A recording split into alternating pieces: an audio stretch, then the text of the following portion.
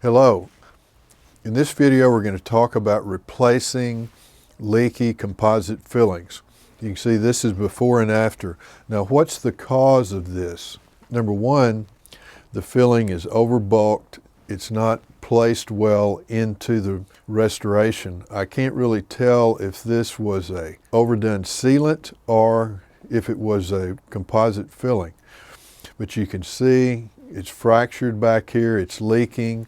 If you have contamination from moisture while you're placing the filling, that can compromise the margin. So there's a good chance a rubber dam was not used when the composite filling was placed and saliva got onto the tooth while it was being placed, and then from grinding force the patient has fractured it, and it looks like it may have been overbulked at the time. Just a number of things with these original composites that aren't good and lend the composite to either leaking or fracturing. So here we've replaced it. We're going to go through that process. We're going to talk about replacing composites on both sides. You can see this is either a composite or an overdone sealant. I've got a video on sealants. In my opinion, sealants are typically not placed correctly. The groove is not cleaned out. The teeth are not isolated. Again, you've got saliva contamination, and so many sealants that come into my practice are leaky, are broken out. And so we're going to be replacing these also with composite restorations.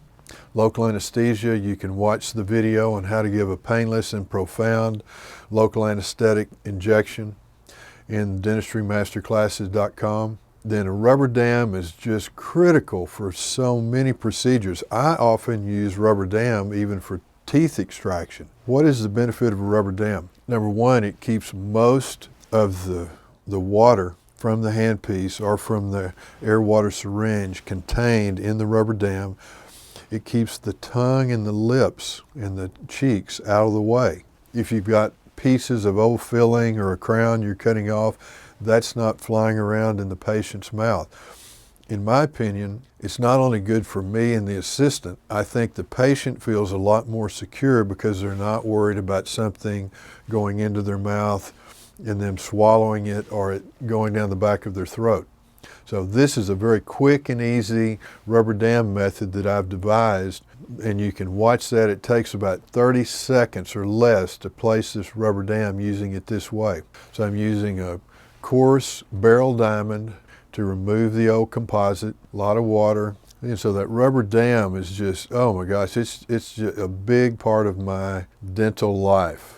Just makes everything so much easier. Cleaning out. Now this is a slow speed number 6 round burr, and I'm using that to remove the little pockets of decay underneath that composite. Then going back and refining.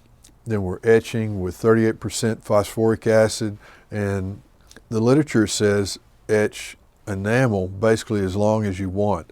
I'll etch enamel 45 seconds to a minute. Dentin, you only want to etch for about 15 seconds or so. The reason for that is, according to the literature, the enamel rods will, the dentinal tubules will collapse if you etch too long, so that the acetone does not carry the primer and the primer adhesive into the dentinal tubules, so you don't get the hybrid layer that gives you that strong bond to the teeth. So place it on the enamel first and then the dentin, and then we're going to etch the enamel 45 seconds to a minute and the dentin about 15 seconds or so. Used to, you wanted to leave the dentin wet. Now just damp is fine, because the acetone carrier in the primer adhesive, the acetone carries the primer into the tooth, and it's hydrophilic. It's attracted to water.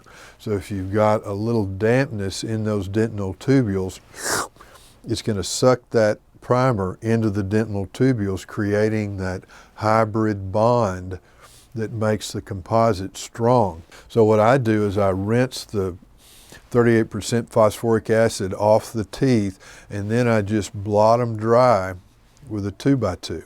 I don't desiccate them.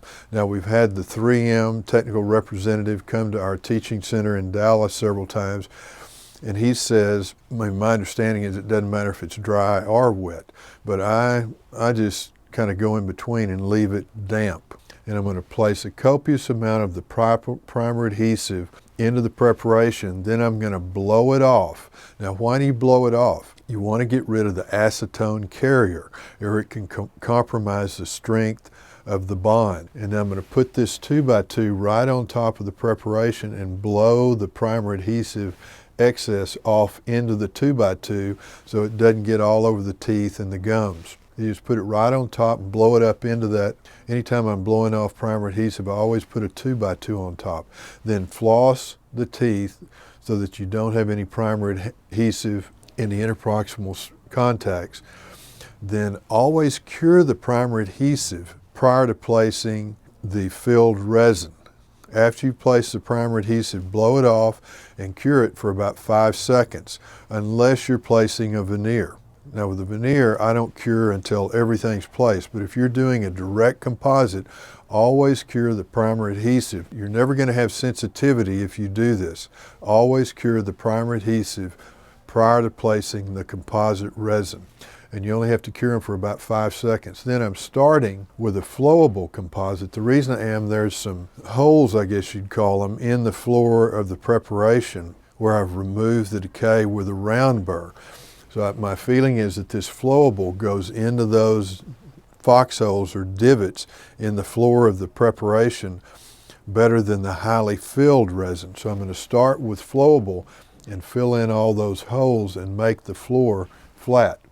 Keep the tip on the floor of the preparation so you don't incorporate air bubbles.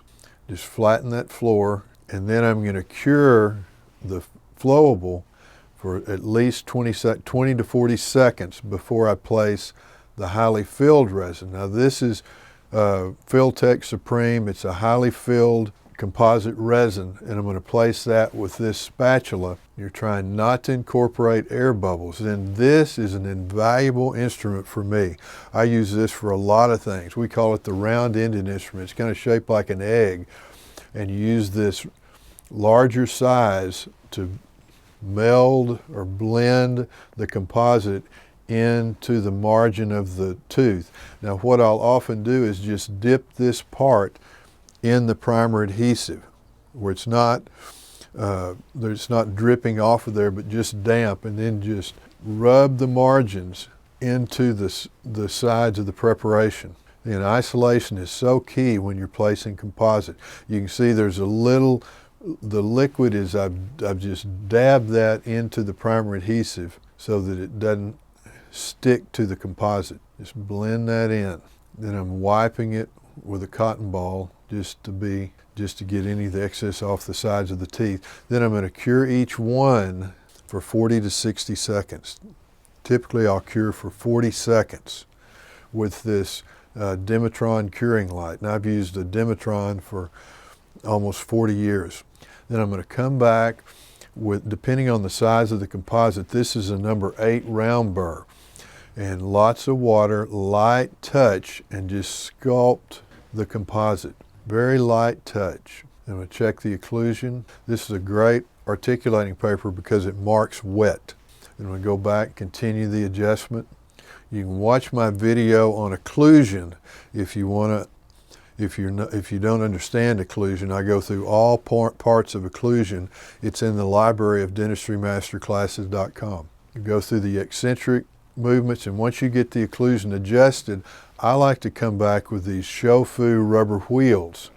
And I like these rubber wheels after they've been used a time or two so that the edges are not square, and just polish this. Now, we'll drip water for lubrication while I'm polishing, and it ensures that there aren't any little pointy edges or sharp points to the patient's tongue. You know, it's really critical that when the patient leaves your office and the anesthesia goes away, the first thing they're going to do is feel the restoration with their tongue. And if it's rough or there's sharp edges, they're not going to be satisfied with the restoration, even if you've done a very good job other than the finishing. So be sure you finish the procedure with a Shofu rubber wheel. See, so this is all polished. Now we're going to the other side now. Same rubber dam, 330 carbide burr, removing that old leaky composite. There was a facial composite on this tooth also. Moving the composite, a lot of water. Then I'm coming back with this coarse Brasileir barrel diamond. And now we're using a number 6 round burr. Normally I use a number 6 for a decay removal, slow speed handpiece, then come back with the coarse barrel diamond and finish the preparation. Slow speed number 6 round burr again, then rinse that off, then etch again with a 38% phosphoric acid. 15 to 20 seconds on dentin, up to a minute on the enamel. How do you do that? You place it on the enamel first and then the dentin. So leave it on the enamel for say 15-20 seconds and then place it on the dentin. And rinse that off with your air water syringe. And I'll rinse each tooth for about 15-20 seconds, and then I'm going to dab it with a 2x2 or just gently air dry it. Then put this primer adhesive on soppy wet, just load it up, and then we're going to blow it off into the 2x2. Then floss the teeth, be sure there's none in the interproximal contact, then cure each tooth, cure the primer adhesive for about 5 to 10 seconds is all it takes to cure the primer adhesive. Then this is flowable composite and the facial. Then you can see I'm filling up those voids where the decay was in the floor of the preparation and just kind of flattening it out with the flowable. My feeling is the flowable will flow into those holes better than the highly filled composite. Be sure that fills it up. Then you're going to cure that for 20 seconds, then come back with a highly filled composite. Again, Filtech Supreme is the one I've used for years by 3M. Place it with the plastic instrument and then come back with the round engine instrument, it's what we call it. Just blend it in. Again, I dip this part very lightly into the primer adhesive for lubrication so it doesn't stick to the composite. Just burnishing the composite into the margins. And it also helps create the ideal occlusion. I like the large round end of that round-ended instrument. Then I'm going to cure that one for 40 seconds. Doing the same thing here with the highly filled composite. Just smooth it into the margins. That's a beautiful instrument. But just barely dip it into that primer adhesive so there's no friction. It doesn't stick to the composite, it just smooths it. You don't want a lot of the primer adhesive on there because it can dilute the highly filled resin. So just enough to give you some lubrication. Then floss the contacts. Then I'm going to cure each of these for 40 seconds. Then come back. This is a number 8 round burr. High speed, light touch, doing my initial contouring. Then this is a 12 fluted carbide burr. Use a 12 or a 30 fluted. Then we're going to check the occlusion. Adjust that again with the number 8 round burr on the high speed handpiece.